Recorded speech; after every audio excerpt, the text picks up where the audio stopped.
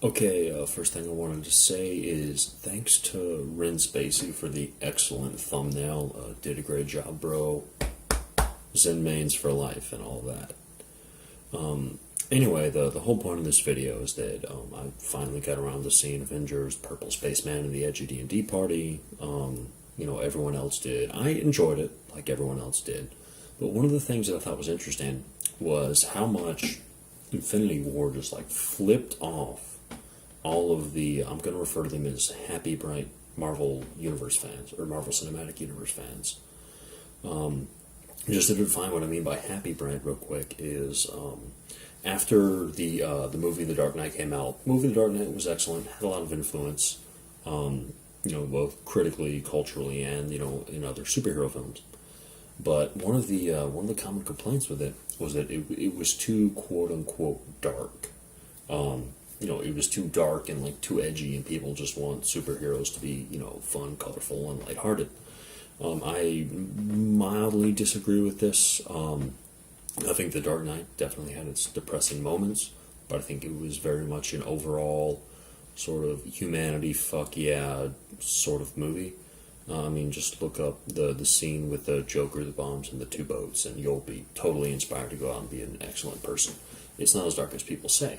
But nevertheless, these happy, bright people basically went off on that talking point, and that was one of the main reasons they, at least in my opinion, incredibly overhyped the MCU. The MCU had some good points. It had, lots of great... It was polished to a mirror shine, but it took them like 20 movies to start writing good stories, let's be perfectly honest here. It's kind of embarrassing. But anyway, that was pretty much all forgiven because it was all happy, bright, and whatnot. And then Infinity War comes along and is like one of the darkest movies I've seen that isn't like fucking Old Boy. Like, it's ridiculous. You have the whole thing with, just to list off some examples, Thanos and Gamora pushing Gamora off the cliff. You had even the whole like motif with the bubbles, where like Star-Lord was about to kill Gamora, but instead his gun shot Bubbles, because like, oh no, Star-Lord couldn't even kill Gamora, and killing Gamora before Thanos got to her was the best option. Gamora doing the same thing later with a knife, but the knife turned into Bubbles. That whole motif, that was one of the darkest things I've ever seen in what was basically a toy commercial for middle-class children whose parents have lots of disposable income. It's ridiculously dark. Yeah, the whole final scene, Thanos snaps his fingers, everyone dies. That was just like, sure, everyone dying is a great way to, set up the third movie, kick things into the third act, and all that. Plus, it narrows the cast, so the next movie doesn't have to have such a crazy structure. And it's more manageable and all that. Makes total sense from a writing point, but like, every single main character death, they just like twisted the fucking knife. It was so painful to watch. I loved it. But one of the things I particularly appreciated about Infinity War, besides the whole it's not dark for the sake of dark, it's dark to prove a point. And that point is basically the value of sacrifice. Some things, or sometimes you can only you can only achieve the things that you really want by sacrificing something else that you want. And ultimately, that's the reason that Thanos is able to beat the Avengers and complete the Infinity Glove. It's not because he's more badass. It's not because he had a secret weapon. It's because he's willing to give up things that he loves in order to achieve his goals. The most obvious example is Gamora with the whole Soul Stone. That incredibly dramatic. It's like, he had to kill the one thing he loved, to get the Soul Stone. Wonderful fucking scene. So glad Hugo Weaving was there for it. But then, even in some of the more minor examples, like with Obsidian Maw, who my personal favorite character of the movie. Let's be real. When Thanos saw Doctor Strange and Tony Stark, he's like, Obsidian Maw must have died. At least he didn't die in vain because he still managed to deliver you to me, which was his mission. And even though Ma died, and I regret that he died, I'm still willing to push forward. It's an acceptable loss considering what I have to gain. And ultimately, Thanos is killing half of the universe to save the other half. And sure, a lot of people are like, "Oh, why doesn't he just make enough resources for everybody?" I mean, the dude's the mad titan. He's literally insane. He was driven insane by the death of his planet Chill on that plot one. But anyway, I'm off on a tangent. And so to contrast with Thanos won because he was willing to sacrifice, and the Avengers specifically lost because they were unable to bring themselves to make those comparable sacrifices. The most obvious example, in my opinion, is the whole Captain America, Scarlet Witch, and Vision subplot, which was completely vapid and stupid, but all the Captain America movies were vapid and stupid, so par for the course, whatever. Scarlet Witch could have destroyed, I believe it was the Mind Stone, the whole thing, the powers Vision. She could have destroyed that, but at the cost of destroying Vision because he was engineered poorly or whatever. So the crew does everything that they can to rescue Vision, but because Scarlet Witch isn't willing to just pull the plug on him, Thanos gets to him and uses that to complete the Infinity Stone, killing them all in the process.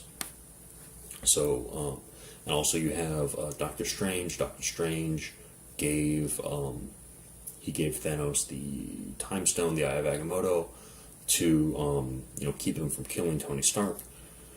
And Strange wasn't willing to let Stark die in order to keep Thanos from winning. In the very beginning, you had that same thing with Loki. Loki gives Thanos the Tesseract so that Loki gives him the Tesseract so it won't kill Thor. So that's literally like half of the Infinity Stones were given from the good guys to Thanos because the good guys weren't willing to let someone die, or someone that they love die, to keep Thanos from destroying the universe. And this was actually the really interesting thing to me, and one of the main reasons I want to see the next one is because how this trope is averted with Thor, Groot, and to a lesser extent Rocket Raccoon. So just to beat that, sacrifice Germ once more. The giant dwarf Peter Dinklage, best stealth pun ever.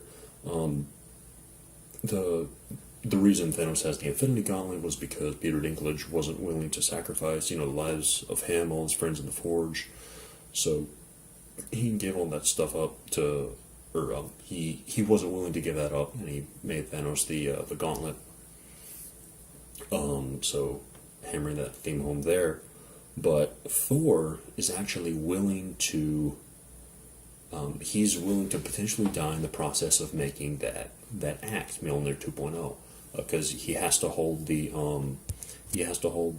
reticle open, or the aperture open, in order for the neutron star to power the forge and all that stuff. He has sound logic behind it. If he's not willing to die to create a weapon that can defeat Thanos is going to win and he's going to die anyway. It makes a decent amount of sense. But the fact that he was actually willing to sacrifice himself is an interesting contrast to the rest of the Avengers. You also see this to a lesser extent with Groot, or Teenage Groot, because he cuts off his arm to make that handle for the axe, which was a pretty badass scene. And I think it was really interesting because it was following up on the whole parenting Groot theme from the Guardians movies. At least I think that's where they were going with it. But anyway, you have all of these. I mean, all of the events in the movie, the major sacrifice events, they were all pretty intense. They were pretty hard to watch, and they were honestly kind of uncomfortable at times.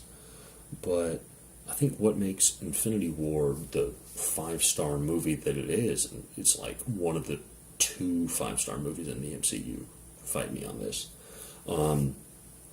And one of the things it illustrates one of the major points that all the happy, bright MCU fanboys have neglected is that in order to have a piece of media with a meaningful message that you can apply, that makes sense in your life, it's not always going to be comfortable. There are going to be uncomfortable moments that they can be mildly uncomfortable, but that discomfort is still going to be there. And that's not necessarily a bad thing because the world we live in, isn't perfect. Bad things happen. So in order to in order to impart something meaningful, sometimes it has to be uncomfortable. And I think that Infinity War was an excellent way of basically proving that step. And I'm ultimately very glad that the film existed, which I wasn't expecting to be a month ago. But I'm very glad the film existed because hopefully these people will start thinking about the media or the media they consume a little bit differently and be more willing to be open to discomfort if it means bettering themselves, learning something new, or acquiring something meaningful. I really think that the world could use a little more of that right now. And I'm shocked that it came from a Marvel Disney Studios film of all places. Not gonna lie.